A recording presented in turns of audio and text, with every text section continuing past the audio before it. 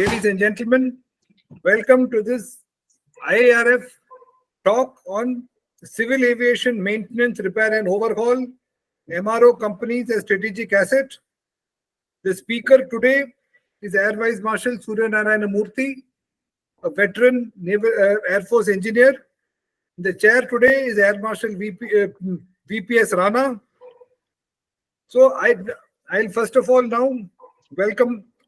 After welcoming all of you to the event, I hand over to our Secretary General, Group Captain Mehta, to please say a few words. Over to you, Group Captain, sir. Good morning, ladies and gentlemen. On behalf of Indus International Research Foundation, it's my privilege to welcome you all to the lecture series, IIRF lecture series, which is dedicated to aerospace and the defense technology. For your kind information, these lectures are especially designed for our audience from the defense industries, MSMEs, startups, and defense scientist community. And today is the 6th lecture in this series. We have already shared the recording of our earlier lectures with you all, those who could not attend in the past, and you can also access them on our website. Today's topic is civil aviation maintenance, repair, and overall MRO companies as a strategic asset. And our honored guest speaker today is Air Vice Marshal Surya Narayana Murthy, VSM. We are greatly privileged to have him. Welcome, sir. And he's a former commandant of the Software Development Institute, SDI, one of the premier institutes of Indian Air Force, located at Bangalore. We are also privileged today to have Air Marshal VPS Rana, AVSM and VM as our chair. Thank you very much, Air Marshal Rana, sir, to join our platform and chair the session. It's always an honor and pleasure to have people like you to share your wisdom and knowledge and experience with our audience. It has always been our endeavor to organize topics relevant to the theme that we have picked up for our lecture series, and to inform our audience, and some of you must be aware that these lecture series are intended to culminate into a IIRF conclave on aerospace and defense technology that is going to take place in Bangalore on the 2nd March this year. You will be glad to know that we have tied up and partnered with the World Trade Center, Utah, USA. And the CEO, World Trade Center, Utah, is leading a team of some 15 US companies, Utah-based US companies, dealing in aerospace and defense technology. And they're visiting us in Bangalore, and they will be our guest with whom we will make it possible for our people from registered people from industry to interact with them, because they are looking for business opportunities and tie-ups and partnership in India, and also offering great shops in for Indian industry to set up in Utah, which is like an industrial corridor for them. And we must thank our president, IIRF America, who has been interacting with this World Trade Center to create a Indo-US industrial corridor, so that industries from Utah states can come and do business in Bangalore or India, and Indian entities can set up their shops in here. But I will not, that is an entirely different subject. Let's concentrate on the subject today. And without much ado, I will request Mr. Rishi to introduce the speakers and start the session today.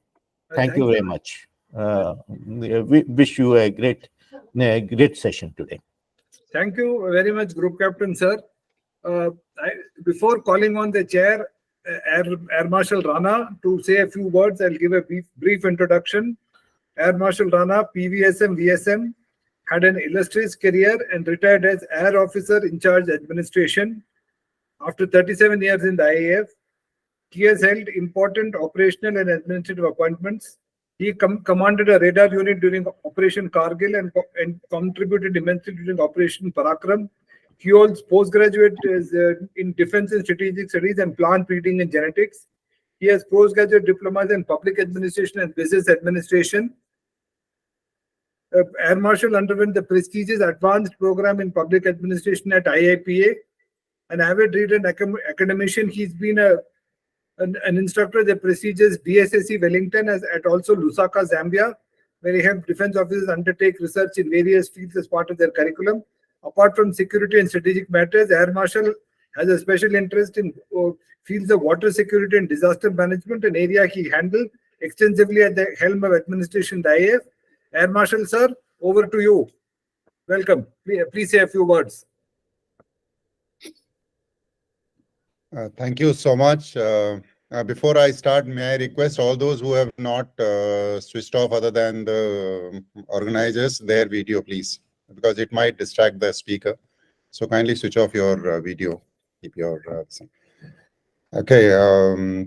Good morning, everyone. It is a very, very relevant topic that we are going to discuss today in this era of Make in India and exponentially growing status of India internationally in every field. Almost in every field that we talk about today, and particularly so in civil aviation. Civil aviation in India is booming with almost 750 aircrafts already with us and approximately 1,000 aircraft likely to be procured as per the Niti Aayog sponsored study. And right now also we are the third largest buyers after US and China. So besides the fixed wing, there's also a huge demand of helicopters. So that gives you the background why MRO and why we are talking about this particular issue today. So accordingly, MRO market is also on the upswing. India is amongst the emerging global MRO hub. There are a lot of policy initiatives by the government, but we still are far from reaching the standards of big time MRO hubs like Singapore, Malaysia, etc. The market is likely to grow exponentially further in the next decade. So therefore, we need to actually study this, and this topic becomes very, very relevant because when we talk about the aerospace power or the air power is not just the military power. It comprises every civil, military, paramilitary, aviation, assets, services, and infrastructure. And that is why it is absolutely mandatory for us to synergize and get the best out of it to get the best combat potential during the war. And I think that's one of the focus area that AVM Murthy is going to discuss about. So the collaboration of civil and defense MRO is necessary to ensure optimum utilization of national resources. Out of the 4 segments of MRO, that is the line maintenance, component maintenance, airframe heavy maintenance and modification, and engine maintenance, there's positively a huge scope in the first 2. We in Air Force and the military already do these, the first 2 right from the unit level, and so does the civil aviation from the operator level. But with more and more OEMs setting up their facilities in India, and right from even the wing designs and the wing manufacturing, and so many even non-aviation assets like radars and the thing. So the market is huge for the cooperation, collaboration between defense and civil. And when we talk about the wartime, it becomes even more critical. We can utilize the skilled manpower, the high-end facilities, the services, the infrastructure of maintenance, the testing, and the production, both sides. So there is a huge scope for defense MRO to seek the better part of the civil MRO and vice versa. Okay, when we talk about wartime, those of you who remember the World War II times, the industries were the biggest targets. Okay, so they become our strategic asset. So it is both ways. If the industries have to survive, they also are part of the strategic target. So they also have to collaborate and cooperate with the defenses and able to take that forward. we must remember our exploits during COVID. Those the naysayers who say, okay, no, the US, China, and all these European markets will never let you in. I would like to say that no, this is the same thing was happened during COVID. And in COVID, if you recollect, from not having a PPE kit, forget about the vaccine, not having a PPE kit to start with, by the time we came over the crisis, we are the one of the biggest suppliers of all these vaccines and kits to the entire world. So there is a huge scope. So similarly, with we can have that potential materialized by the MOD and MOCAC, and I'm sure Aviamurthy is going to tell us more about that. There's these things are better said than done. When you start engaging with each other, there are a lot of compartmentalization. So it is that compartmentalization that needs to be broken. So that cannot happen until and unless it happens right from the top, from the MOD and MOCA. They actually have to come together, set up the requisite committees, and set up the combined policies so that we can depend on each other and help each other and optimize our resources during war. I'm sure Aviamurthy will delve on all these aspects and nitty-gritties of defense civil cooperation, which is the most critical. He's the best person to talk about it, as he has seen both sides functioning, the challenges, capabilities, and limitations. So there can't be a better speaker than him, because he understands where the problem lies when you come to marry up the two MROs and get the best out of it. So I'll hand over to Aviamurthy. Look forward to the engaging talk by him and engaging discussion thereafter. Aviamurthy, with you, sir. Thank you, sir. I'll just briefly introduce the speaker. Yeah. Air Vice Marshal Suryanarayan Murthy, DSM, superannuated from the Indian Air Force. He has nearly 37 years experience in maintenance of aircraft. AVM Murthy lastly was a Commandant 2-star of the Software Development Institute, Bangalore. The role involved managing all software development for avionics and weapons integration, testing, mission planning, and simulators.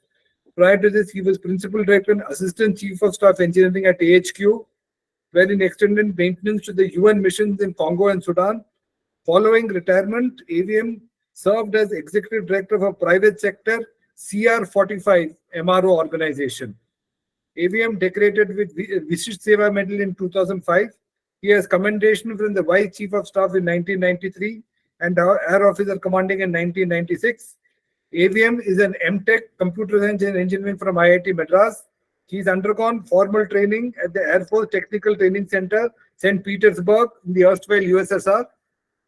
He's undergone technical staff course from Institute of Armament Technology, Pune, and Systems Engineering course from Air Force Technical College, Bangalore. With these words, I invite our speaker, AVM Suryanarayan Murthy, to address us. I'm sure the audience are waiting to hear him. Over to you, sir. Thank you. Thank you, Air Marshal Vijay Rana, Rishi Attri, the Secretary, and all the today's IIRF personnel, as well as people from the industry and various other fields who have joined me, including, I must specially mention Wing Commander Titian Singh, who has, as a veteran, he has come and joined to hear to this talk. Air power is basically the most mobile arm of any military. You can go on to the slide. You can share the slide. Yes, sir. Air power, and you keep it on the topic, and then I'll indicate to you. Okay? Because I'm not able to share it. Not at all, sir. Not at all, sir. Yeah.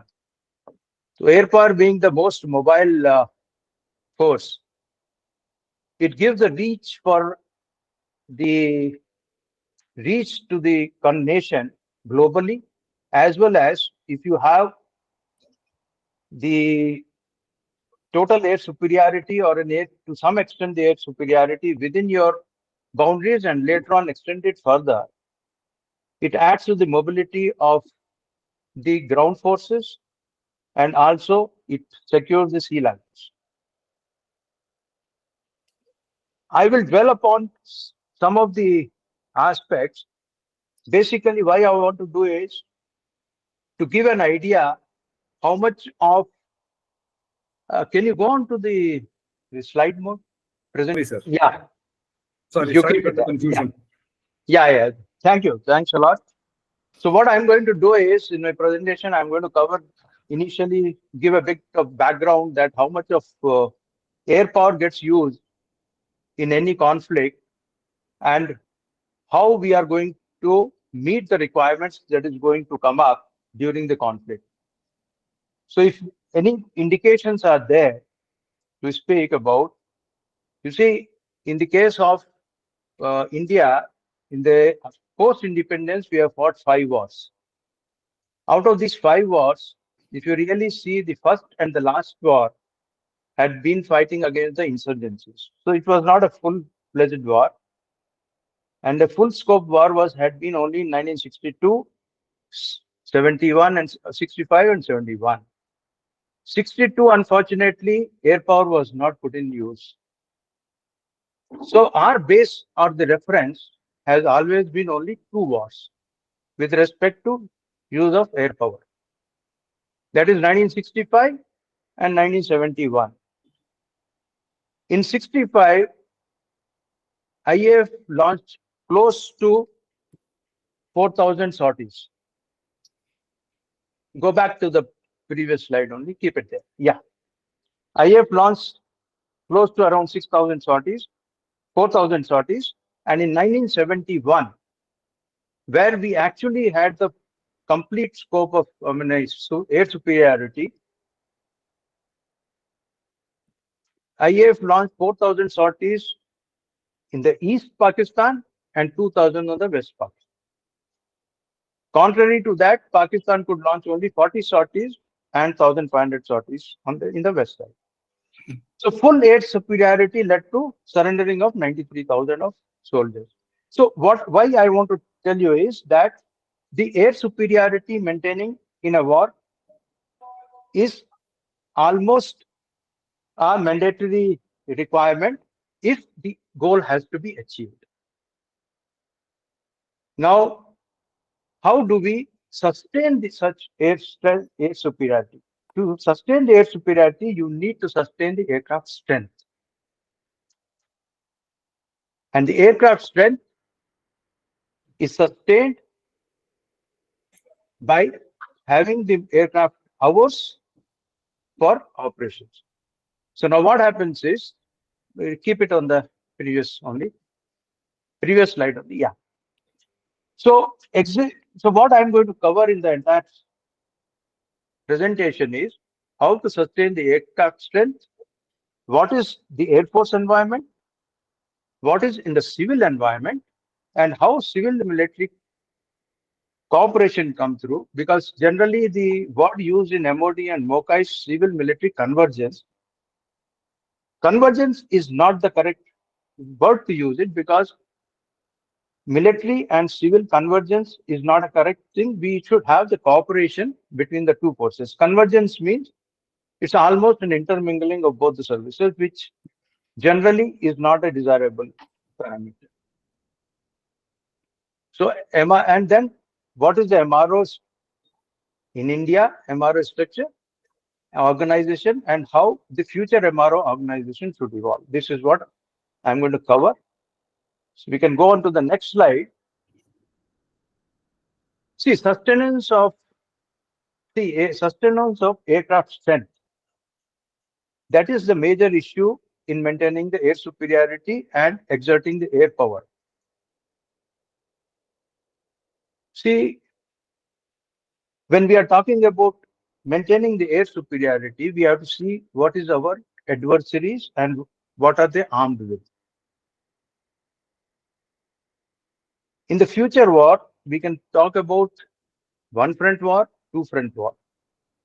One front war is going to be maybe on the western side with Pakistan. India is very well versed about them and their capability, and we are likely to tackle that without much of a problem. And the two front war, you can expect whenever, even if there is a war with China, though apparently it may look a single front on the eastern side, but it is acted as two front. That is mainly because the Western adversary is likely to up the ante with support to the insurgents as well as the rogue elements, if not directly involved. So, in sustaining the air superiority in such cases would require the minimum aircraft strength to be available as combat ready.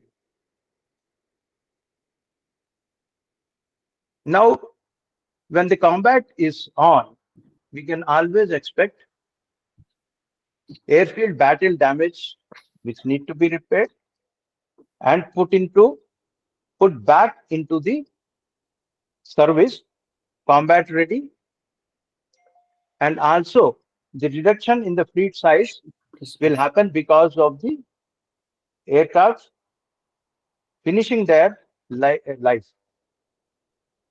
So how do we keep the numbers up and who all can pitch in?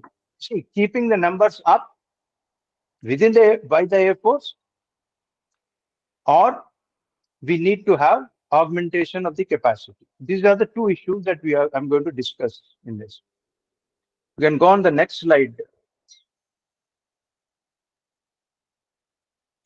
See, here I am going to talk, give some idea about the adversary that we are going to be up with. So you can clearly see that in case of a war with China, we are up against 2,000 fighters to 900. But then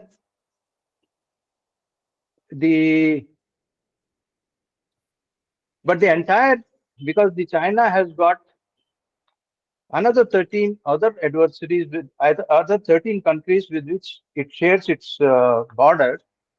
So we are not likely to have the entire fleet of China on our eastern side. So the number may be high, but still there are certain ways through air defense and others we can counter these numbers. But why I had shown this number, you can go on to the next slide, Atri, is basically to say that when it is the war between India and Pakistan, probably the war is not going to last for a long period. Whereas if it is going to be China, the conflict is going to be prolonged. And the reason for prolonging the war is not just the numbers, but there are some other factors that come in. So for that reason, I just projecting this Ukraine and US conflict, the ongoing conflict, where you can see the asymmetry between the combat aircraft strength of Ukraine to Russia, where they started with 140, 124 is to 900, and the economic asymmetry also can be seen very clearly here. In spite of that, you see that the war is almost going to enter into third year and there is no respite. And if you see in the beginning, the Russian aerospace forces launched, who used to have 60 sorties a day, launched 300 sorties in the beginning of the war. And as the war prolonged, you had 100 to 120 sorties. And in the bargain, within 1 year, 67 fighter aircraft of the Russia have completed their lifespan and got grounded. And as of now, more than 100 aircraft have completed their life and they are on the ground. So what I am trying to come here is, as the war progresses, there's a need for the aircraft to be overall put back into the service to sustain the air superiority. Next.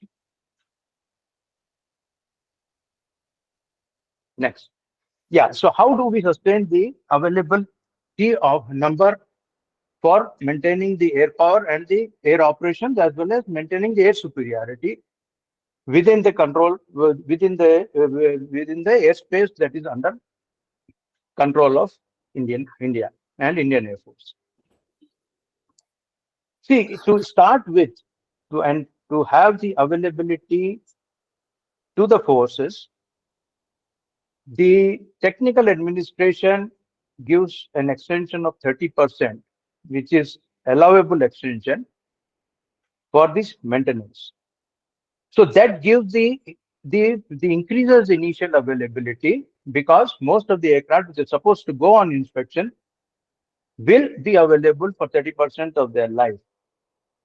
But in a prolonged conflict, which is likely to be in the case of any future wars, the prolonged conflict, the 30% of the extension to the airframe life will not be sufficient, because this will even create the bunching of the aircraft at the end of 30% of life, unless we are geared up for the quick turnaround of the overhauling or the routine maintenance and the overhaul.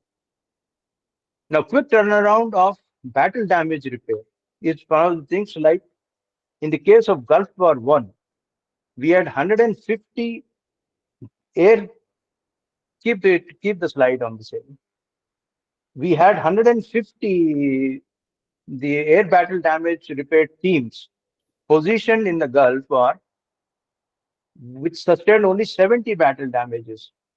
Basically, it was an overkill there, because it was expected that the Iraqi forces will use their air force, which they did not use much of them, and probably the Allied forces had total air superiority, and because of that, the battle damages suffered by the Allied forces was less.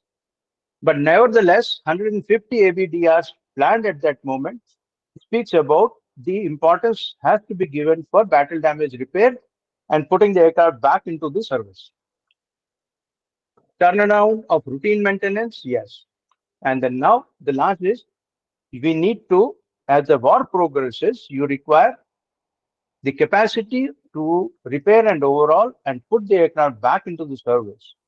Means bring back to the life is going to be a challenging issue, because your battle damage repair teams will come out of BRDs, your increase in capacity to do the routine maintenance on day-to-day basis, the additional manpower will come out of the BRDs. So what happens is, the Air Force in general is going to have a less manpower available to it in the base repair depots than what it is having. So the question arises, how do we increase the capacity to repair and overhaul the aircraft, which finish their life during the conflict? And also uninterrupted supply chains of spare, because unless you have the supply chains of spare intact, keeping the aircraft availability and maintaining them is going to be a tough task. Next. Now, what is the ABDR and ROH environment of IAF during the peacetime? Peacetime, you have repair and salvage units, which are there, each command, with a minimum strength, and because during the peacetime you hardly have any battle damage for them to repair, but they are well versed in salvaging the aircraft, repairing on site, and are well equipped. Wartime requirement will be to enhance these teams, quick training to teams, and put them into the field. Base repair depots will do the overhauling, mods, engine overhaul, and also indigenization of spare. 1992, USSR splitting into the Russian nations has, has actually given the impetus for going for indigenization in BRDs. BRDs have gone very methodically into indigenization of these this indigenization of the spares, starting from the nut bolts and rivets to current state of even indigenization of vital components of the aircraft itself. A very, very formal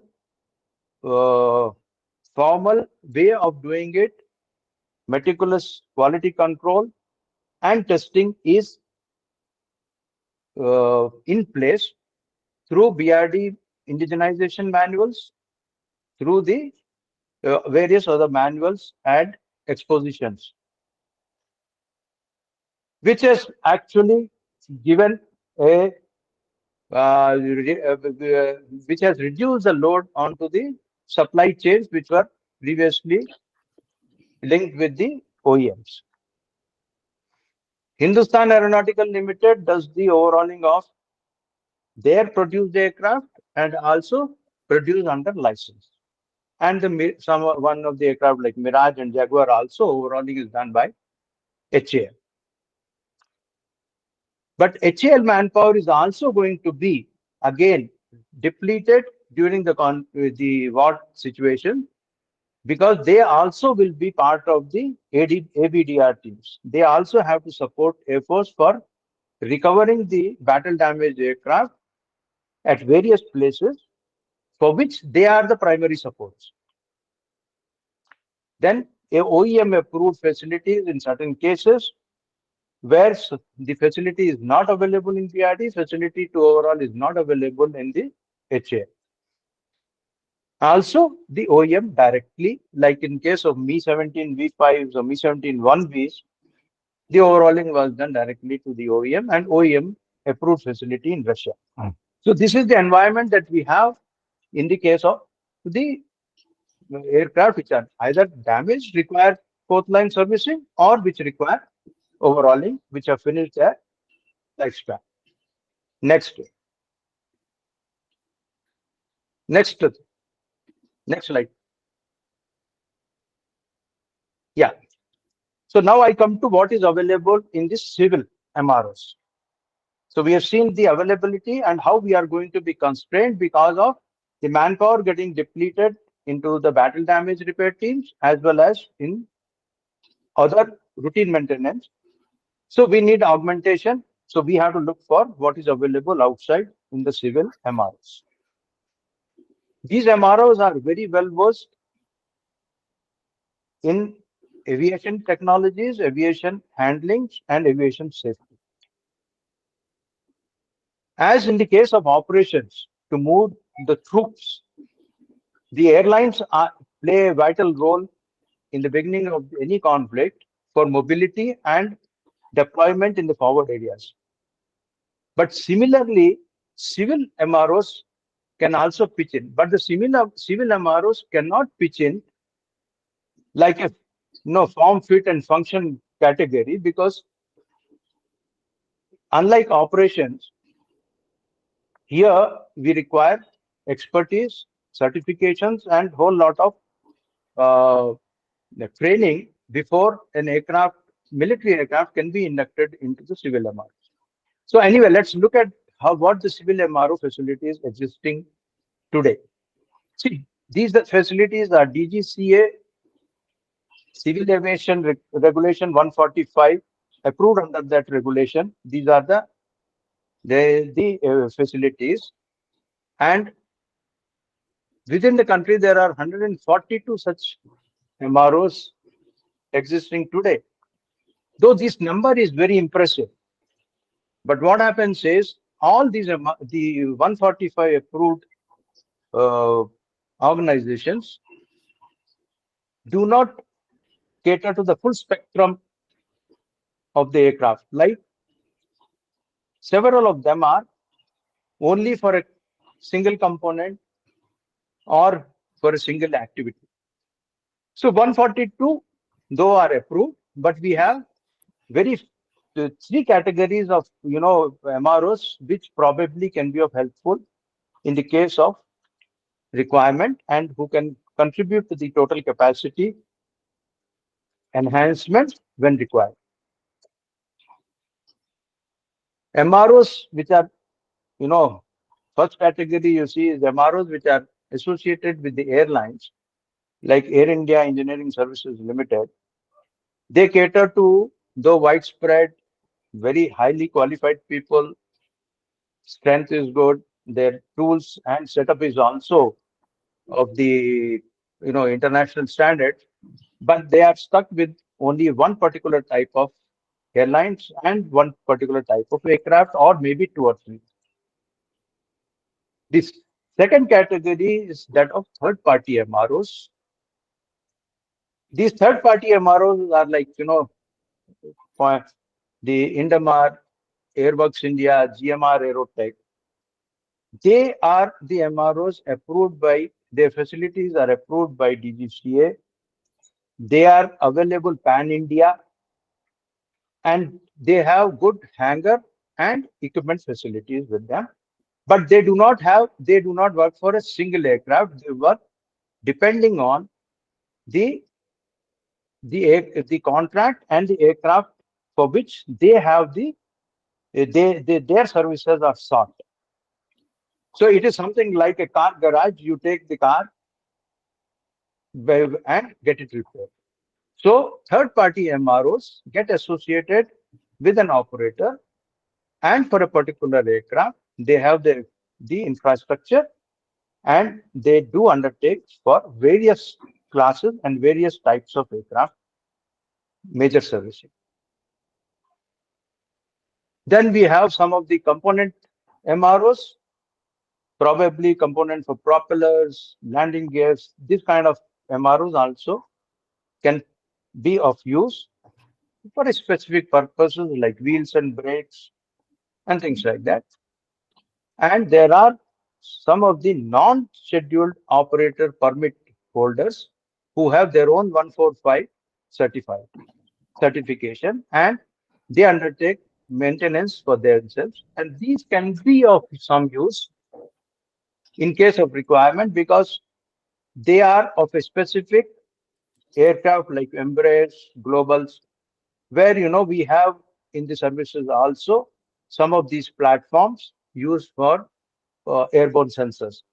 So depending on the requirement, these MROs can pitch in, provided. Can we go on to the next slide, please? Provided these MROs are ready.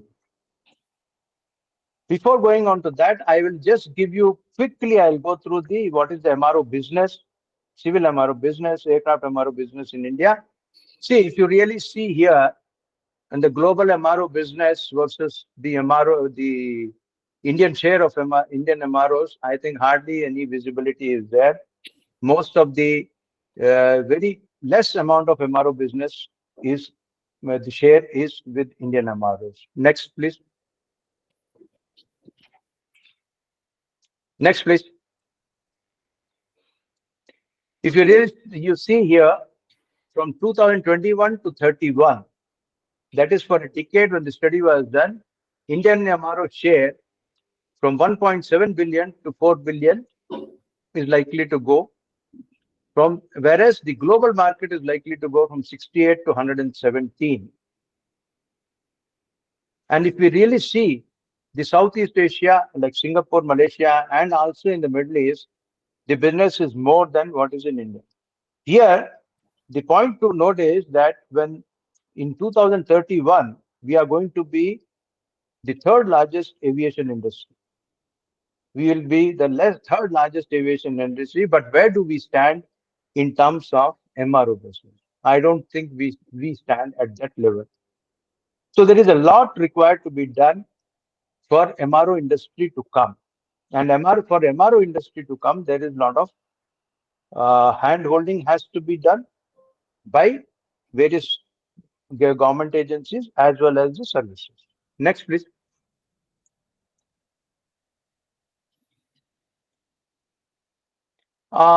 This will only give the comparative cost of aircraft operation, where we can see that 60% of the cost is labor and maintenance, and the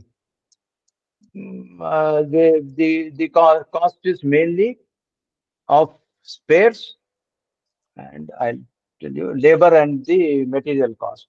So when you have the more labor cost, it's a slightly labor intensive when it comes to maintaining the aircraft is concerned, and probably India is well placed for these tasks. Next.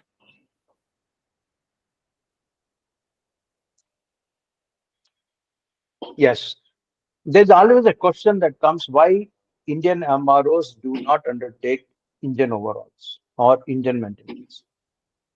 This is a very, very favorite question. You know, when you meet some people, everybody tries to talk about engine MROs not being in India. One can easily see here is that for maintaining expenditure on any maintenance, airframe is 80% man hours and the spares cost is only 20%. Components, it's around almost 50-50, and engine is 80% components and 20% man hours. So even if in India you have an MRO which is of engine MRO, you still will have import of spares to as good as up to 80% of its cost. So even if you have an MRO, unless that MRO is supported by the OEM and established, probably it does not make economically viable. So you generally do not find engine MROs, but you have the MROs, many of airframe and the aircraft repair. When engine MROs are also concerned, the operators also go into various the services that are being offered by the OEM himself in terms of long-term engine availabilities schemes and maintenance and spare supply schemes are there, where they ensure the engine availability based on the payment per hour of engine operation.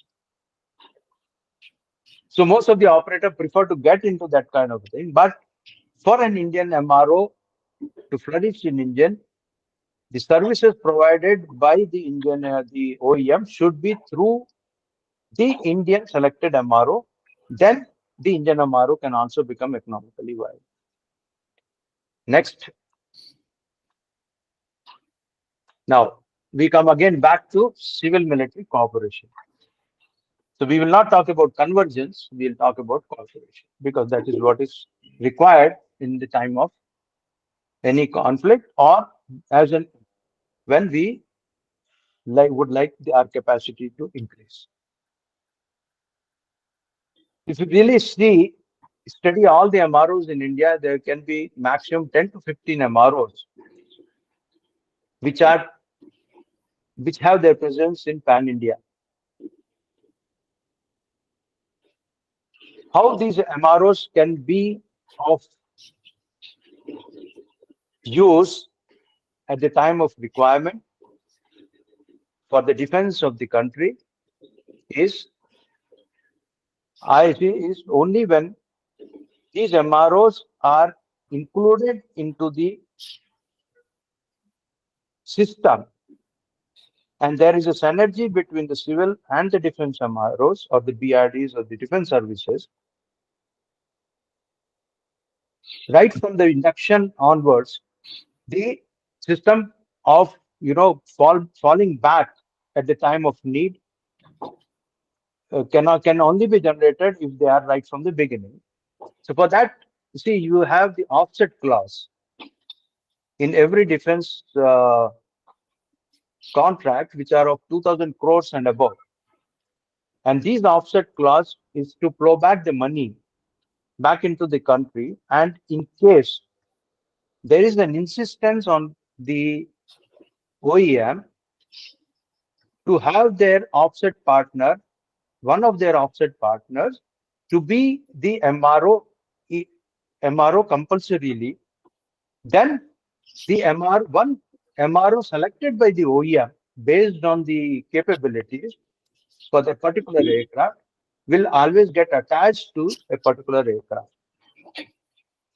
being inducted, and thereafter the growth of the MRO as well as the parallel capacity building for the maintenance of the aircraft also starts developing. So the designation of existing aircraft, each aircraft also now can be designated for a type of aircraft which MRO issued, and the training, hand-holding, training, equipment, and space supply should be the responsibility of the Air Force. If Air Force develops, say for example, we have say a MiG-21. I'm just taking an example, hypothetically, or say like Mi-17 V5, which are 250 plus in the numbers. In case we designate a BRD, which is an MRO, then the MRO manpower can be trained. And just by training and providing them with the equipment and space is not the only thing. The continuity of their training and the currency of their performing the job has to be ensured. And for that, there has to be an interleaving of tasks. When I say that, interleaving of tasks means, say for example, if the overall task of a BRD is 20 helicopters per month, per year, then at least a minimum assured of 4 or 5 helicopters should be done in the premises of the selected or designated MRO. And that MRO, if it is in a continuation of carrying out the overall and the major repairs of a particular aircraft during the peacetime, will also have the revenue generated for its sustenance and maintaining the facility, which defense forces will seek at the time of their requirement. Then organizationally, the MRO should start setting up from their side a defense vertical, where they should have a defense vertical and start liaising with the defense industry and the defense services for undertaking the tasks and liaising with the defense services for their requirement, and probably start taking up the task among them. So if they have a vertical of their own, probably there is a better coordination between the two. Quality assurance and the audit support for these has to be provided by the defense services. And that can be through the SEMILAC, it could be through DGAQA and ACT, it could be through the quality people of the services themselves. Lastly, the indigenization. Indigenization is at a very high, advanced stage when it comes to indigenization of space in Air Force is concerned. But the similar situation, though the DGCA has its own regulation where some of the space can be produced and utilized on the aircraft, but there is a reluctance in the civil sector to use any indigenized product or indigenized spare, or the general parts like nut bolt washers, even to use. Basically, it is not that they do not want to do it. Certain amount of discouragement also comes from the regulating authority. So by having a proper coordination and the cooperation between defense and the Indian industry, the civil aviation also will get benefited from the indigenization process, and probably DGCA and the civil aviation will gain more confidence in using the indigenization route also for the spares that which they are importing even now. Next, please. Next, please. Yeah. So what here I have shown the future MRO, the organization that should get look like is. On the left side, you have what is generally the MRO of today, and maybe when you have the total cooperation between the MRO for the defense requirement, you will have on the right side where you have the military vertical separately, where you have the hand holding by the defense. And I think this is very small for me to look into, but various aspects are there, how the revenue can be generated. Revenue can, because end of the day for civil MRO, sustenance will be more essential for him once he keeps the he is trying to maintain the setup.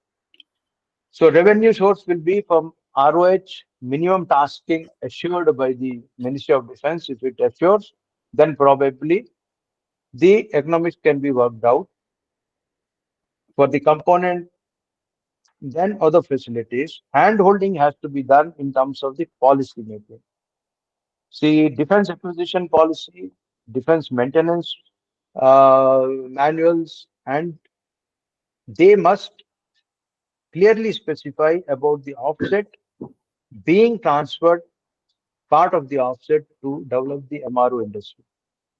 If that is done, then the share of MRO probably will increase in the world, in the global share, not mere 2.3 to 3.2% as of now. And even in 2031, we are looking at it to be 3.2%, which is very, very low compared to the fact that we are going to be the third largest aviation industry. The civil military cooperation will boost that aspect, and there is a need for this to use civil aircraft industry MROs as the assets in case of requirement and in the case of a prolonged war scenario where maintaining the number of aircraft, combat aircraft in readiness for air operations will be a critical issue. Lastly, can you put the slide?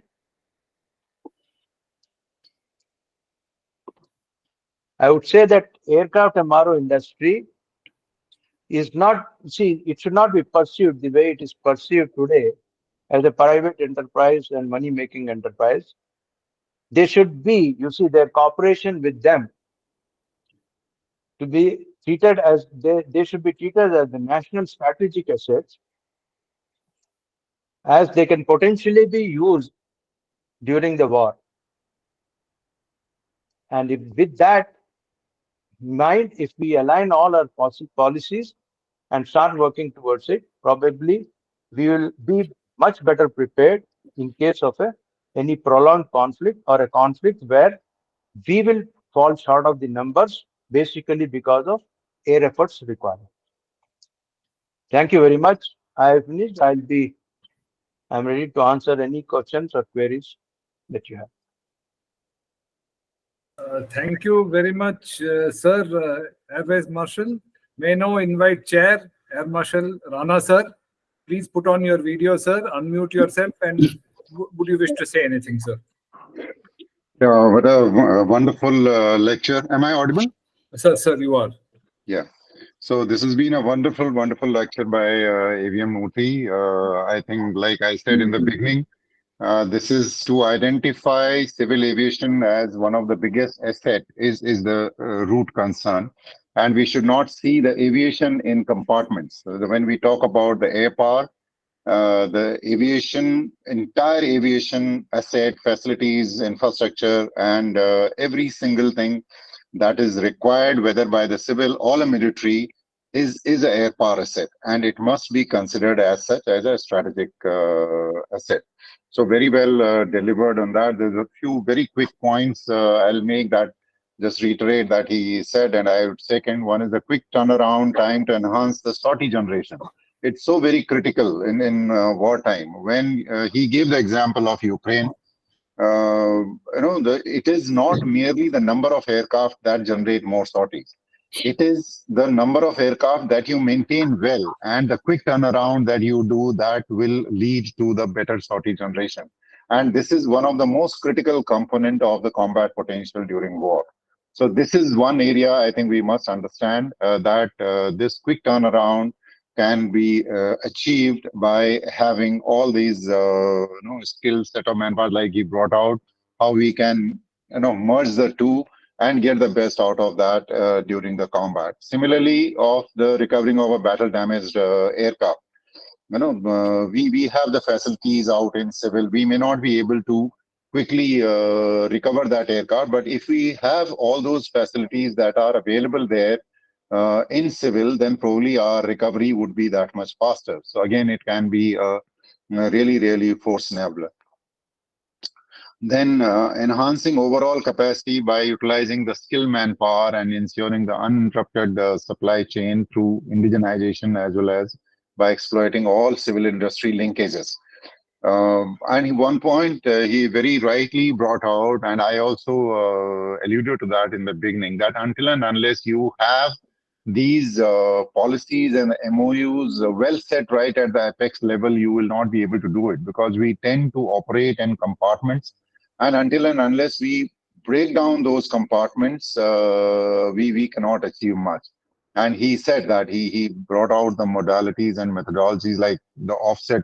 If you're right in the beginning, when we are doing, we can make that provision while in the induction itself, that these facilities or these spares or these things can be utilized for the defense purposes, because this becomes a biggest roadblock when it comes to the OEM.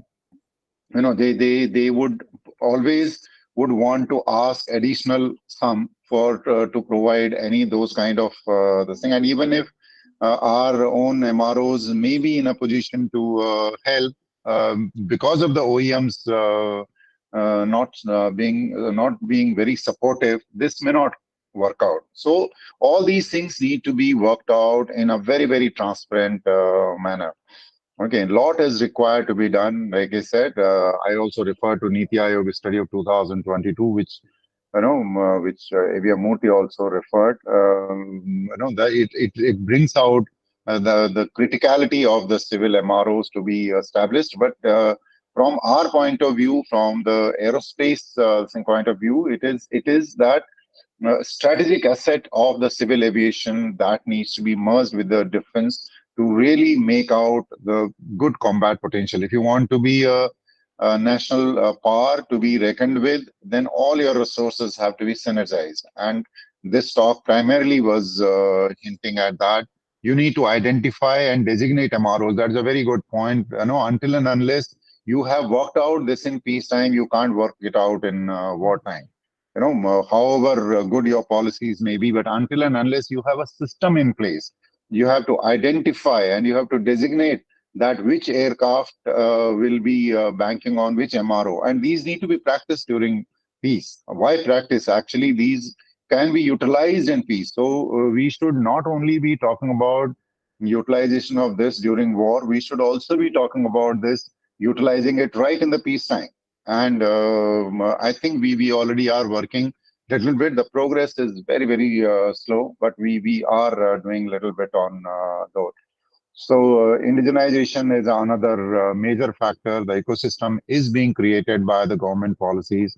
Like the large components are being made due to the imposing of negative import lists by the government and so many other policies, which is working towards the indigenization. But we need to do much, much more.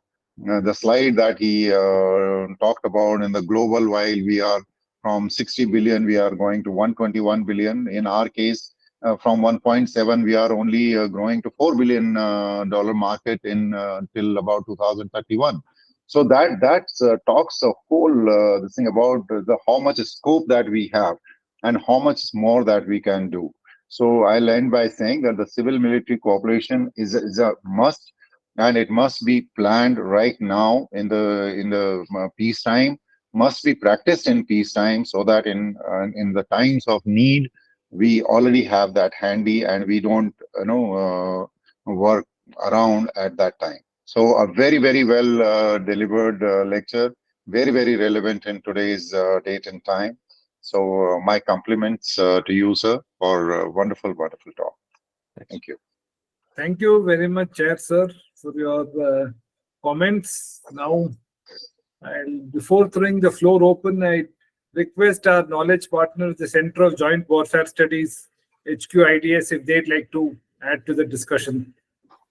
If you'd like to come on the camera and talk, Senjos, we request you to come on if you'd like to.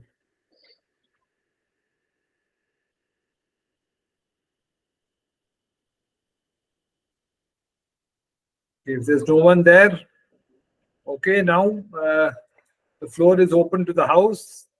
So please, okay, I think IIRF has raised their hand. I think that's Group Captain Ashutosh Kumar. So, oh, yes, sir, please ask your question. Yes, thank you. Thank you so much, Mr. Rishi. And Murthy, sir, we have not worked together. I never had the opportunity or privilege of working under you, but heard a lot about you. So thank you for the excellent lecture. Sir, I have a comment as well as a query. The comment is that we have a huge pool of human resources thanks to Indian Air Force. Definitely a major part of it is being utilized by the private industry. But what is happening is this is something which could be utilized, could be resourced in a better way instead of frittering it away to the different domains. Like I see engine fitters going to banking to banking, working as some bank official or things like that. Now, if we give them sufficient opportunity in the private sector, so it will kind of we become, as you said, we have the capability of becoming an MRO hub. So this is a major resource which we could pull in, retrain them, or maybe do some kind of orientation so they can suit the specific industry. So is industry thinking on these lines anyway, or has there been? Yeah, I see the civil MRO. Basically, you find is that it's a license-driven MRO, regulation-driven. Okay. So anybody who is working in the civil MRO, either he is a technician or if he is an engineer, he is a licensed engineer to the type. So what happens is, if any person who has retired from the Air Force, if he goes to the MRO, he at best can be absorbed as a technician. Unless he does his AME license, there are a lot of officers who are done and later on have got absorbed into the civil MRO and joined. So what happens is that when they go there, they do not find them to be at an, if you have got an experience of 30 years or 25 to 30 years of service, and you go to a civil MRO as a, the technician or say retired JW or somebody who goes there, he would not get that position that he would be expecting because he is not a license holder. So till he acquires his license, he doesn't. So by having the cooperation between civil and the defense, if they have a defense vertical, then he goes at an appropriate place. And while he's sitting in the military vertical, he can also, improve his skills onto the civil aircraft and probably go for his licensing and things like that. So if you have a military vertical encouraged by the government to be in each the designated MRO, then absorbing these people into the MRO will be very easy, and they will have a lot of opportunities. Hope I made it clear. Thank you, sir. Yes, that is Okay. one point. Yes, absolutely correct. Thank you, sir. I think the next Wing Commander TPN Singh, sir. You've raised your hand, sir. Put on your video, unmute yourself, and please ask. Good morning, sir. Thanks. I was Thank really you. delighted to hear your nice talk. It was so productive, and me being from MRO for more than 15 years, I worked with Hunters and AN-32. In fact, I was in the initial stage of AN-32 laying down the production line at 1 BRD. And earlier to that, I was in Hunters for good about 7 years. My take on MRO, sir, is that it is my personal experience, work experience, that we were really beset while producing the aircraft, not because of technical expertise or because of SOPs. It was basically spare part management. And we used to run from pillar to post to get the spares. Of course, we had the rotable repair shops and all, But at that time itself, I had put up a paper saying that whenever we have an MRO facility, sir, I think it may be done because I left the Air Force in 2003. We must parallelly have a rotable production center, sir, which we can have through vendor development or through the aircraft agencies in our country. And when I had a chance to talk to them, they basically said the problem which they face is not because of craftsmanship or workmanship. It was because of the metallurgy, sir. We are very weak in metallurgy. So at that time itself, I had proposed that why not have a strong center in the metallurgy department to develop the kind of metal required for these rotables in space. What is your take on this, sir? Sir, the as far as the material part is concerned, now the indigenization has got a very clear specified way of going about indigenization, where the material identification and material is done by the material research laboratories, one in Jamshedpur, one in Kanpur, also you have the DMSRD. So those people are very well versed now with the the spectrometry and all. They are able to pinpoint what is the metallurgy of it. The main thing is whether Midani is going to produce it and give it to you. And when it comes to the production of a material, it is the volume of requirement that governs the whole thing. And the volumes are less. So sometimes you are capable of identifying the material, you are capable of producing, there is no problem, but you will not be able to do it because the numbers are against you and economically it doesn't become viable. So for this, the solution is actually, when I said to have the OEM involving an MRO or the right from the beginning in the offset, then he is pumping his money into the setup in the MRO. Now he has a total volume in his mind, global volume. So there, these things are possible. Like I'll tell you, when we had Mi-17 V5 inductions in the offset, in fact, the Russian Mill Design Bureau and the Russian Rosoboron, they wanted to give us an offset for even producing the tail rotor blades. But the requirement of Indian Air Force was not much. We stopped it. Otherwise, because I'm 100% sure that for a requirement of 10 tail rotor blades, they will not put the whole setup. They must be having the entire global market in their mind. So now with probably offsets coming and Government of India also pushing the cooperation of these OEMs and establishing some MRO facilities within the country, probably this larger value rotables production can also take place. Thank you so much, sir. Thank you, sir. I'm delighted to see you, sir, because I met you as a youngster in 1 BRD during 94, 95, 96, when you were Right, setting sir. up. Exactly. Very true, sir. Thanks a lot. I mean, we change our visage over the years, sir. Yes. Yes. Thank you, sir. I think next, Wing Commander MKR Prasad, sir. Raise your hand, Wing Commander. Over to you. Please unmute yourself. Put on your camera. Thank you. Welcome, sir. Thank you, sir. Thank you, AVM Murthy, sir. Nice presentation. I represent a group of companies, which is nearly 54 OEMs in India. These are all US and Europe based, actively involved in the MRO in the Southeast as well as in India. I saw your particular slide on the numbers growing from 1.7 to 4 as against in Southeast 5.04 to 8.5.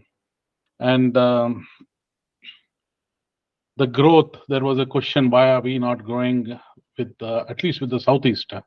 So in the last 15 plus years since I've been with this MRO business for civil aviation, especially the A320, now Neo, and the 737 MAX, which is coming up, a considerable amount of platforms are purchased by Indigo and many more airlines, sufficient to really put up an MRO in India itself. I'm not talking of airframe and structural or engine, that's too much. to probably put up even for these numbers, but definitely for component, which is substantial amount of the total MRO business. Why do airlines run to Singapore? Why do they run to Colombo of all places? And my own factory is in Colombo doing this MRO business, and same goes in Singapore. We are a profit-making organization. We do make money. That's our sole business. So we realized that if I have to set up in Bangalore or Salem or wherever it is an MRO to cater for the 320 Neo, which has about 120 components, rotables to do an MRO, possibly with the numbers, it does make sense. But where we lost out in economics is the taxation part of it. Now, I'm sure this forum is not going to make any decisions or any recommendations on the taxation part of it. But if we come to think of it, I would say that the biggest chunk of the MRO is flying away to Colombo and now to even Thailand, apart from Singapore. I mean, there is an inequality in terms of why is it so. And if we find in all our economic calculations that it is the tax which is eating away, given that, as you said, in components, it's only 50-50, 50 labor and 50. So basically, it is the labor which is helping us more so here. Even with automation, it will still be 50 is what my experience is. Would that small little taxation make such a difference? The answer is, it is on paper, it is showing to me in calculation. That is the basic difference. It's not the knowledge level. It's definitely not structural availability of people or any of those things. Abundant, it is available.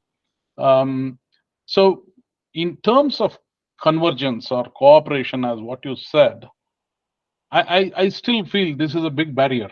I mean, we may hide it under the carpet. No, we may not tell that. yes, sir. But that's a fact. I agree with you, sir, on this. See, but with lot of persuasion from the, am I audible? I thought. Yes, you are. Yes, sir, you are. Sir. With lot of persuasion from MRO Association, the GST has been reduced for MROs from 18% to 5%. Oh, to make it competitive. And recent the National Aviation Policy especially dealt with MRO, and they have reduced a lot of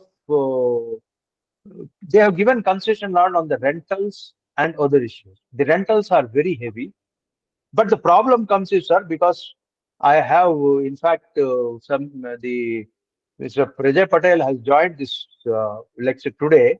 If he's on the line, he will be able to tell you more elaborately how difficult it is to sustain the infrastructure itself of MROs on Delhi airport. On a small hangar, which could accommodate barely one aircraft, big aircraft like, maybe Embraer 146 or something, only one and maybe one B200 we could push in. We used to pay 40 lakh rupees rental per month. Apart from, tarmac costs and all those costs. So probably you are very right that in spite of Government of India trying to give a lot of concession on rentals and, leasing the land and other aspects, still we are not that competitive. Yes, only thing is because of the new airports coming up at a very different various locations which are not very far from the main airports, like you have Hisar or Aligarh, which is close to Delhi, or probably some of the airports like this, which are under Airport Authority of India. There the rentals will not be like on the airports which are under PPP mode. So probably that would do. So maybe if Prajay, you are online, would you be able to give some throw some light on this? I'm not sure. I don't know whether he's there. Morning, Murthy Sahab. I am very much here. Yeah. Thanks. Sir. Sir, put on your camera, sir. So Prajay. Sorry, I'm with a personal commitment as well. So I'm just logging in, but I'll just tune into what Murthy Sahab is saying. The cost of operate in this. That is absolutely correct. We somehow make it work because those who are the users need it. So they are ultimately, eventually able to bear on that cost. Not that they are happy about it, but they have no choice about it. So, we live with that cost, they live with that cost. I think that is the environment. But eventually, as this grows, as the space grows and the requirement grows, both on the civil and the defense side, this will have to be addressed at some point. And this is, we've talked about private airports, airport authority airports also had this issue. However, I believe there has been some policy guidance from the Ministry of Civil Aviation towards airport authority granting concessional rates towards MROs, which is welcome. But irrespective of that, if we look at it from a cost perspective, it is expensive. Not all MROs can make it work. We talked earlier in the presentation, I think Murthy Saab mentioned about the large number of 145 approvals. Many of these guys have maybe half a hangar or a quarter of a hangar, or 1/5 or 1/6 of a hangar, who are just taking some space because that's the only thing which is financially viable to them.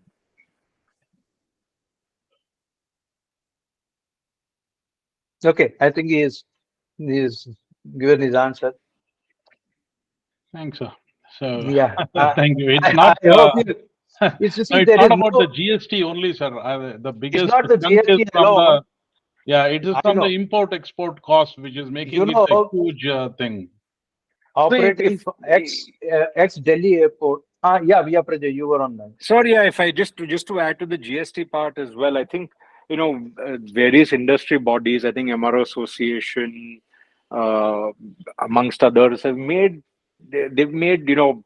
many pleas to the government.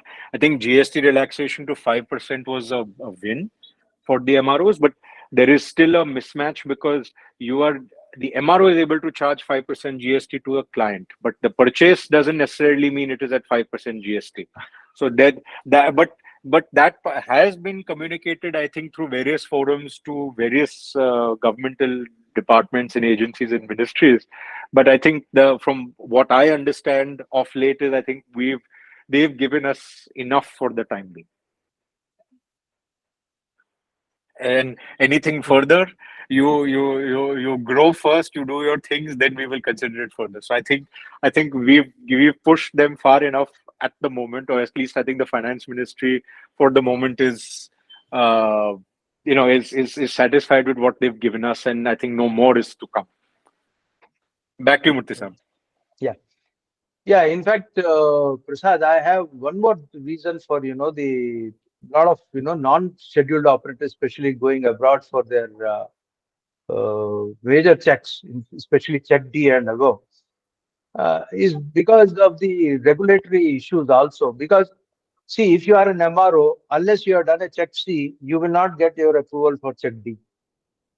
Now, the OEMs, they themselves, in their own commercial interest, they force these operators to position their aircraft into the premises of their approved facilities for whatever interest they have.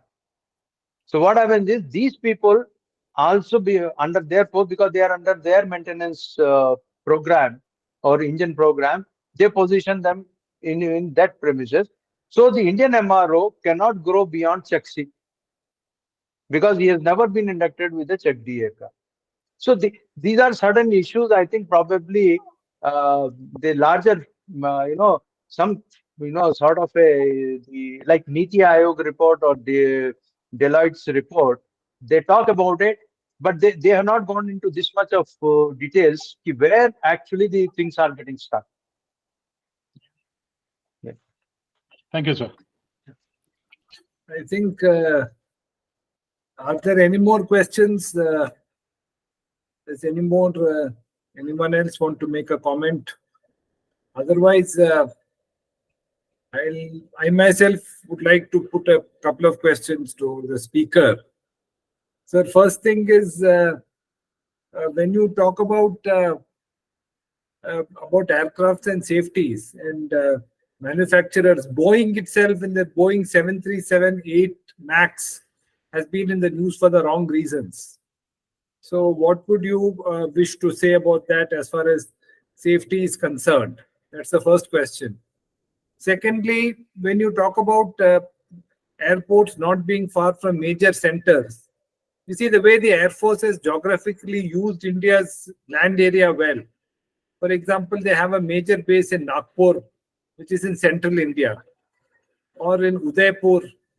So could private industry really follow the same template and have their maintenance bases, so to speak, in the same places or near the same places where the Air Force has set up its major bases, like the maintenance command?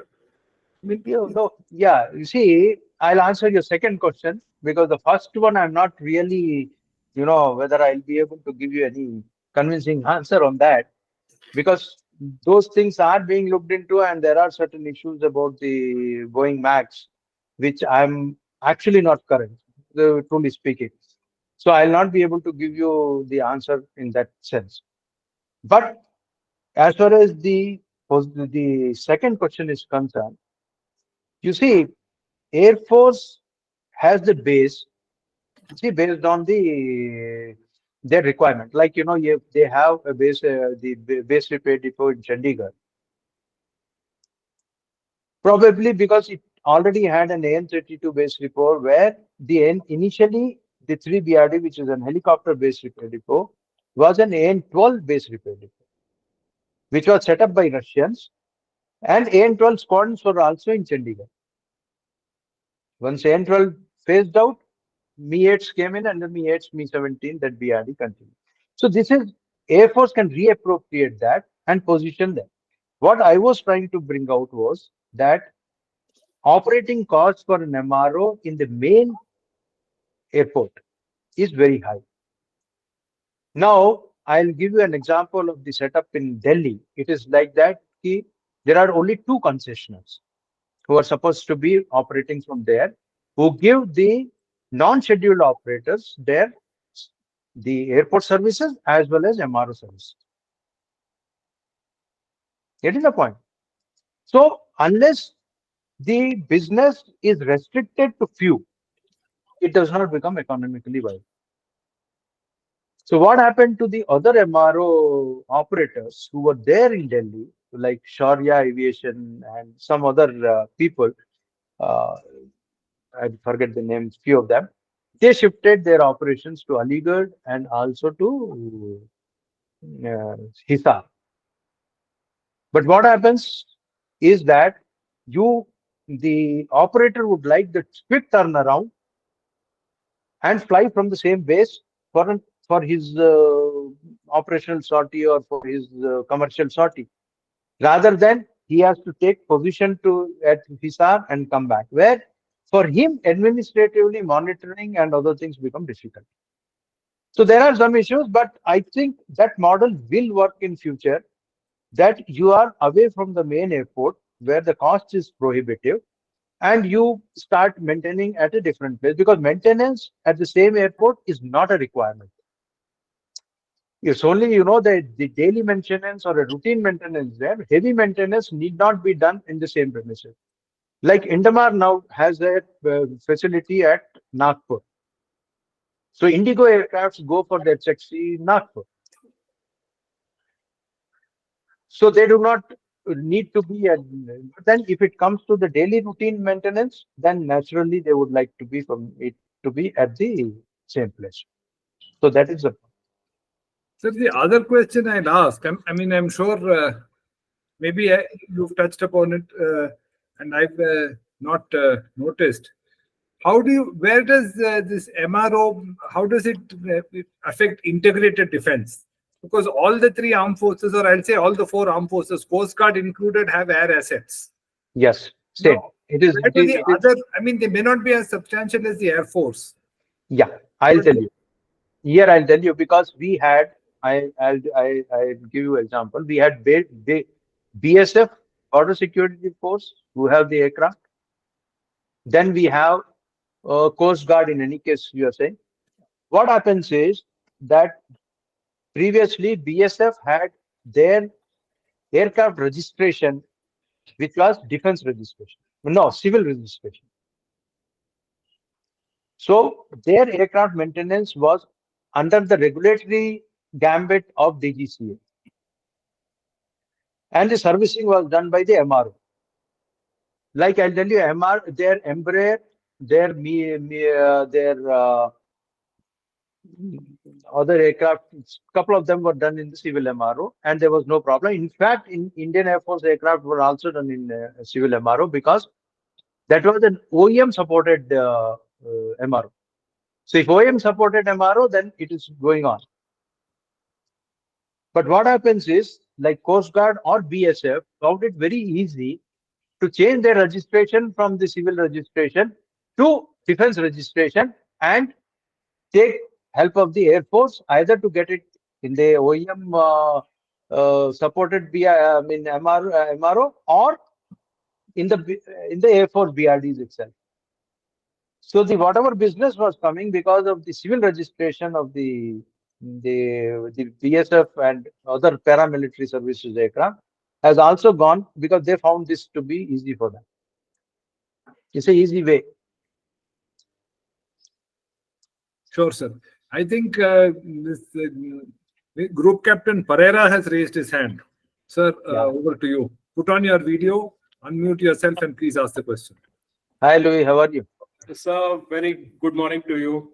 To the house, I think I had the privilege of working with AVM Pvt at Yelahanka and had an exceptional tenure there. Sir, I think very well presented. Currently, I am working at Roselle, Texas in Bangalore. I head operations and sales. And we are also looking at setting up a component MRO for electrical and avionics parts. But what we have found, it is very difficult for a civil agency, a new agency, a green field startup to get the blessings of an OEM to set up a component MRO, because you need their training, you need their support in terms of manuals, in updates, modifications, and also the spare parts. So this is one area I think it's very difficult for a new company to get in. The current it was said that most of the components and aircraft are going to the Middle East or Sri Lanka or Far East. Yes, it's very true. And the companies like Airworks or Max Aerospace, Airworks, yes, has gone way ahead. Max Aerospace is also trying to get into this field of doing the complete airframe and component MRO. They are doing to a certain extent. And during the interaction with them for getting this civil-military convergence or cooperation, what it was found that the MANA rate for a civil certified person with a license, and if you're going to get a person to work on the defense MRO, there's going to be a huge difference. There would not be parity over there unless the military person, technician, gets also a license on the civil aircraft. So you'll find a disparity in an organization trying to manage both civil MRO and military MRO in the same facility. It will create manpower issues at some given time. The other thing is setting up of military MRO. We have what Murthy sir said, it has to be done from day one. Yes, there should be kind of maybe 30%, 40% of the MRO, which is shared with MRO activity shared between the BRD and the civil MRO, military MRO. But it has to have a continuous flow for throughout the year. Otherwise, it doesn't make business sense for somebody to set up a military MRO and continue it with on and off business, because the same manpower cannot be used on the commercial aircraft. So these things need to be taken when we take up these issues with the higher ups. Also, one more thing is getting a military aircraft to land at a civil airfield and push it into a civil MRO. There would be lots of clearances that are required. The other thing is, yes, sir? Yeah, good. Yeah, and you can do maximum common equipment. You'll not be able to do the roll equipment, because roll equipment will have its own ITAR requirements or any other security requirements. So again, this would be an additional expense for the civil defense MRO in getting people cleared for security clearances. There are lots of issues like this. I can go on enumerating. I'll come to that. You see, today, what happens in today's parlance? Like, you have the AVACs, which have the platform IL-76, and you have the equipment of Israeli. The aircraft with the onboard equipment cannot be positioned in USSR, Russia, for overall. So you remove the equipment, they take it in their premises, and you print the platform. So if you have to start the civil defense cooperation for MRO, it is to be only for the platform, not for any sensitive equipment. That is to be, because starting with having the sensitive equipment on board, that will not happen. That cannot happen. So the same thing happens if you see the AEW cases, which the Embraer people have come, OGMA people have come, and they are doing in their servicing in hangar of this, what do you call, one of these the DRDO hangars. So they remove the equipment. So you cannot position the aircraft with the sensitive equipment on board. So that has to be there. Those have to be worked out. That is not the thing. The main issue comes is hand holding right from the day one and interleaving of tasks. That's what I said. If you are doing 20 helicopters, BRD is doing 20, give 5 to the civil MRO every year. I mean, there has to be a minimum business assurance before a civil MRO also comes forward that, okay, I'll take on. Because end of the day, nobody is going to work for, and think about the spare costs that you end up paying, or the man-hour cost you end up paying when you position the aircraft abroad. We all know about those costs. They are very high.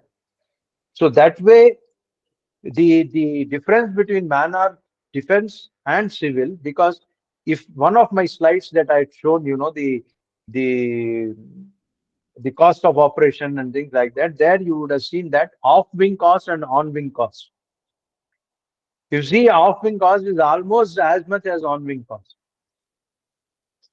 So you need to, and then when you project your defense man-hour projections, generally your off-wing costs are taken very, very low. So that's how the man-hour cost and things, what is projected in the defense, and they have a lot of other aspects which are not considered. So Thank you, sir. Those things need to be, that will have to be ironed out in any case. Yes. Sir, are there any more audience, Air Force personnel, private industry, veterans? Would any of you want to ask any questions, have any observations? Please do go ahead. Yes, Mr. Shivcharan Singh ji, please go ahead, Yes, sir. sir. Good morning to Murthy sir and rest of my seniors. I'm having a practical experience and license on 35 different aeroplanes and helicopters flying in India, type endorsed. Plus, I have got open license. In India, there is nothing has been done for general aviation, especially for downloading or milking the FDR, CBR, ADSB like black boxes. This gap was readjusted by me by opening Decode Aerospace Solution Private Limited Company at Bangalore. And we are doing excellent job. We know so many things which come out of data. And we have got a company which has got a MOU with 35 different types of operators, means owner of the aircraft. doing well. I also certified BSF Cheetah Chetak. Now they are military registered. And I have also got the experience to work in a little sensitive environment where I serviced the IL-38, putting a radar, that is Israeli radar, and doing some extraordinary job for Navy. My experience is very smooth and very simple. It is very easy to work in military environment. And it is very, very highly regulated environment given by DGCA to work on the civil. But if we move together, if we join together, what I see on my screen plus 11 more people, we can turn it around. Reason. People like AVM Murthy Saab, Suryanarayan Murthy, with whom I have worked, but on two different. He was doing the overall administration and I was workshop manager. It is very easy to start MRO. It is my personal experience. Problem is security, then airport entry pass. And the third thing, component level, as Pereira sir said, component level going, there is no training in India. There is also no training abroad. And they don't want to train people like me and yourself because their big business goes away. I went to Singapore at my own cost. He says, if I train you on the component level, then they say our budget will fluctuate 6%. No, sorry, 3%. He says the whole business will go to India. So these are the bottlenecks. I can tell you, if we sign an MOU with OEM, right to repair up to component level, these things get sorted out. Myself and Murthy sir, we worked with NMR company, and we were servicing 22 different type of aeroplanes. And I was doing another 22 for helicopters going, not helicopter never came to our MRO. I used to go to the helicopter. Today I have got all the test equipment, but it is one-stop type shop. This will not work. This will not work. We have to, there is a lot of business. I just wanted to say, I have got military experience, means I was in Air Force as an airman, AN-32 specially trained, ECAL trained, ICAL trained. Then civil. Find out the people who are military people. I mean, they were technician or engineer in military, plus they are now in civil. We can turn around the table and sure, I am ready to work just for 1 rupee. This is a kind of, I have already played my inning. Now I'm 67 years old and more than 50 years experience in certifying. Now I'm assessor, come trainer. I have done my bit. But if you come forward, sir, I am with you. Thank you. Yeah, I think it is when I said that it should be part of the offset and designated MRO, then what happens is when the OEM gets in, then he has the entire global scenario with him, and he can probably, set up the thing, and that's how the MRO, civil MROs can progress along with the OEMs. So offset is a big thing which need to offset. They should be insistent on having an Indian MRO as their offset partner. I think that is the way to go. Thank you. I think ma'am, Dhanya ma'am has raised her hand. She had something to say. So, Madam Dhanya. Sir, I'm put on your video, ma'am. Yeah, sure. Yes, sir. I'm an absolute newcomer in this field, and so, if possible, will you be able to share me any attachment or PDF of what we discussed in this session so that I can go through it and just brush it up again? Because Madam, two things. One is the recording is going to come on YouTube. It will be edited and it will be uploaded to IIRF YouTube channel. And we are planning to be publish the IIRF strategic yearbook every year. And this talk by Air Marshal is so kind as to write it as a chapter for our forthcoming yearbook. So when the yearbook is out, the book will be available to buy. So we'd invite you to buy a copy. Of course, the recording will be on YouTube. So both of these are available to you, ma'am. Okay, sir. Thank you. The YouTube link will be available very shortly, within a week or so you can watch it.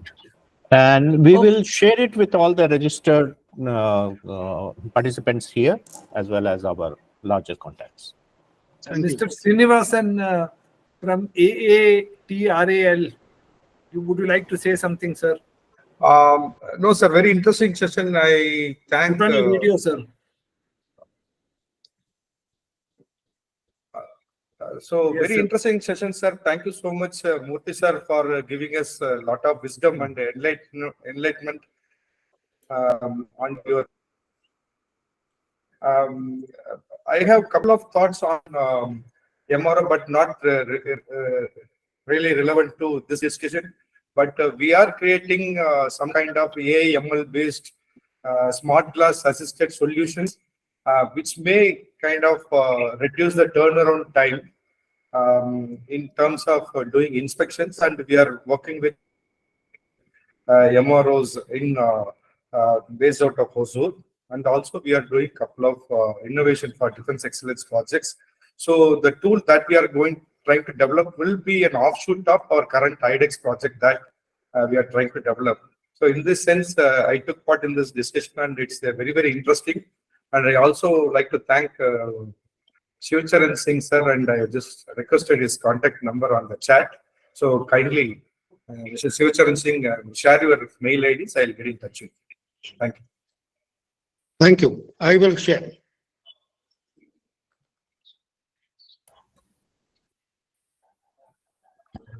Okay, are there any more questions or comments? And Mr. Harshal Thapekar, you made a comment in the box, but would you like to put on your video and say it in audio? Mr. Harshal Thapekar, would you like to come on?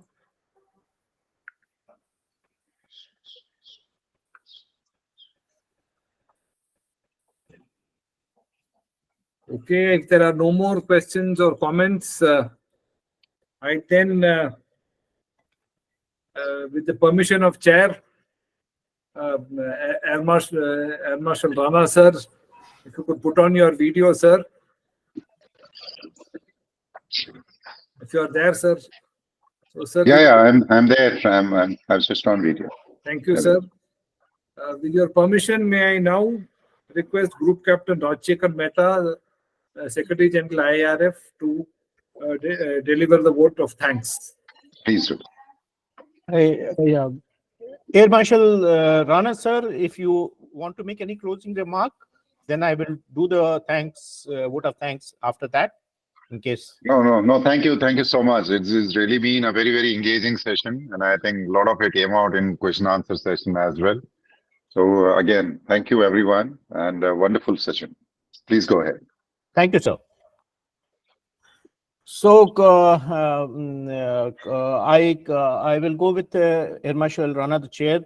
It was a wonderful session, and I must thank Air Vice Marshal Murthy sir, Air Marshal Rana sir, for sharing their insights and wisdom and experience with us.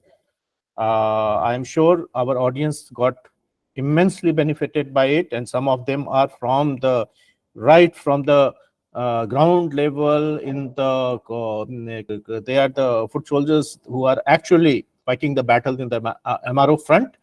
And I am also thankful to our participants like Srivasan,